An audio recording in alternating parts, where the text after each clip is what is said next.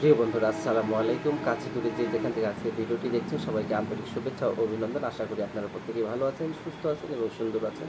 প্রতিদিনের মতো আমি আজকে আবার আপনাদের সামনে হাজির হয়ে গেছি। ৩টি বিষয় আজকে আমরা নতুন বিষয় নিয়ে জানবো। প্রিয় বন্ধুরা, আশা করি আপনাদের সবাইকে পাশে পাবো।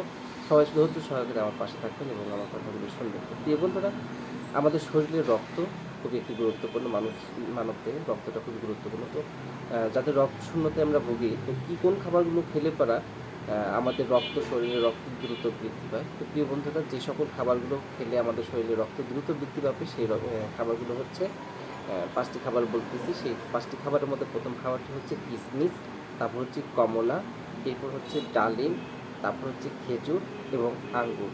জি বন্ধুরা, এই ৫টি খাবার যদি আমরা খেতে পারি আমাদের শরীরে রক্ত দ্রুত বৃদ্ধি পাবে। আশা করি বুঝতে পেরেছেন। প্রিয় বন্ধুরা, আমাদের একটি কথা প্রায় শোনা যায় যে দুধের সাথে আনারস যদি খাওয়া যায় তাহলে মানুষের মৃত্যু মৃত্যু হবে। আমরা যদি আনারস খেতাম তাহলে আমাদেরকে দুধ ভাত খেতে দিত না কিংবা দুধ খেতে দিত না। তো আসলে কি এই আনারস খাবার পরে যদি দুধ খাওয়া হয় কিংবা দুধ খাওয়ার পরে যদি আনারস খাওয়া হয় এতে কি মানুষের মৃত্যু ঘটে? প্রিয় বন্ধুরা, এরকম কথা অনেকেই শোনা যায়। আবার শোনা যায় যে দুধের সাথে কমলালেবু খাওয়া ঠিক না কিংবা খাওয়া যাবে না, এতে ক্ষতি হবে। বন্ধুরা, এর কিছু কারণ রয়েছে। দুধের সাথে যখন কোনো অ্যাসিডিক আমরা কোনো ফল খাবো, যেটা অ্যাসিডিক বিক্রিয়া ঘটায়, এই ধরনের যখন ফল আমরা খাবো তখন আমাদের শরীরে গ্যাস্ট্রিকের সমস্যা হতে পারে, প্লাস হজমের সমস্যা হতে পারে, আমরা অস্বস্তিতে ভুগতে পারি। এই জন্য কিন্তু মূলত দুধ খাওয়ার সাথে সাথে আনারস কিংবা আনারস খাওয়ার পরে দুধ, যেহেতু আনারস একটা অ্যাসিড জাতীয় খাবার, এই জন্য এগুলো খাবার খেতে নিষেধ করা হয়। আশা করি বুঝতে পেরেছেন। তো প্রিয় বন্ধুরা, আজকে আমরা দুটো বিষয় নিয়ে জানলাম। আরেকটি বিষয় জানাবো, আমরা কিন্তু চিকন স্বাস্থ্য মোটা করার জন্য বিভিন্ন রকম ওষুধ খেয়ে থাকি।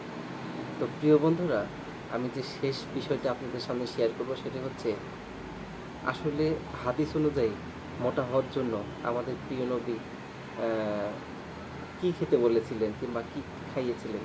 প্রিয় বন্ধুরা, মোটা হওয়ার জন্য হাদিস অনুযায়ী সহজ দুটি খাবার রয়েছে।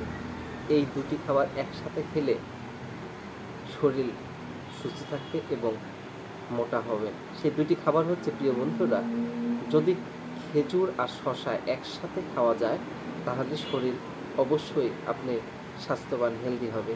আশা করি বুঝতে পেরেছেন। প্রিয় বন্ধুরা, আজকে আমরা ৩টি বিষয় নিয়ে জানলাম।